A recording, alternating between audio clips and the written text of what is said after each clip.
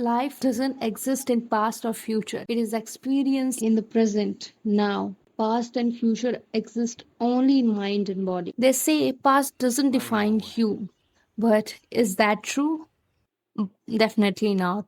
Because most of the mind is the byproduct of the past. Every experiences has contributed to making up the set of the neurons that is the definition of the past conditioning and everything that we are living till now. Our identity and behaviors and even our habits. Even sometimes you say you want to get away from this. You want to attract unseemingly impossible opportunities, manifest your dream life. But the same mind drags you in the past just to prove how limiting you are.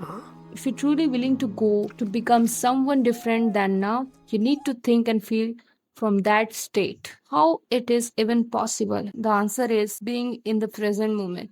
And I will tell you later about how to do this. In the present moment, there's a life, opportunities, every possibilities, and where there is a flip side of your predictable future and the past, where nothing defines you, where you hold the key to changing your brain, healing yourself, and attract opportunities when making your best version of yourself. So, looking at the scientific view at the core of how our brain works, when we think it releases the chemical messengers that makes body feel in a specific way. So when any neurological tissue in the brain is activated, it creates mind. From neuroscience, mind is brain in action. There's a set of neurons used to execute certain tasks. When you are speaking, there is a different kind of circuitry of neurons that is activated. When you're driving, that's the different. When you're doing some kind of work, that's the different set of neurons that is activated. So there is a whole level of internal circuitry within. The level of neurons are connected and assembled in a 3D networks that has formed themselves in a way over time to make a complex networks of neurons. And when you do something over and over again, it's deeply ingrained to make a circuitry within. Every experience has lived impressions on your brain. The more the emotion is, more it has lived impression on your brain. Same thing applies to our thinking and emotional patterns. Since we are born, thousands and millions of neurons are assembled and formed that way. And every time you learn something, it is upgrade. Every time you learn something or experience something, it enriches your internal circuitry. So it's only when you disconnect with yourself for the moment being and you take away all of your attention from the past predictabilities, from the certainties, being imagining yourself on the basis of the past and the environment that you are living in. If you can completely ignore and disconnect for the time being, then you can totally get into quantum realm. That's what Joe Dispenza talks about, and it works on a whole level of magic way. This is where meditation comes in, and it's where it is used as a tool to becoming something beyond your conditioning, beyond you think. So that way you can heal yourself.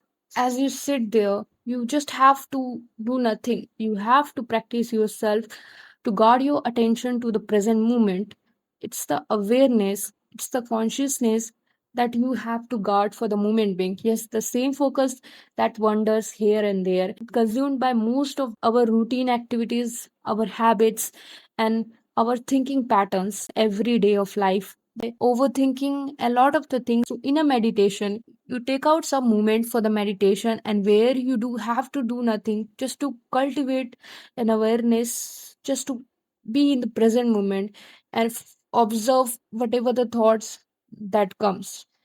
And here, what you are actually doing is priming your mind to be in uncertainties.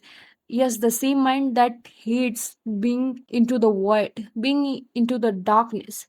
The same mind that loves predictability. So you are priming your mind to the future. You are making impressions on your brain that is going to leave impressions on your gene, that is going to change. You have to think and feel from the level that is greater than you. You just have to be present moment.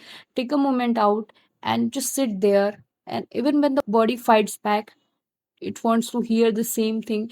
It wants to reclaim its authority over you, but don't let it overcome you.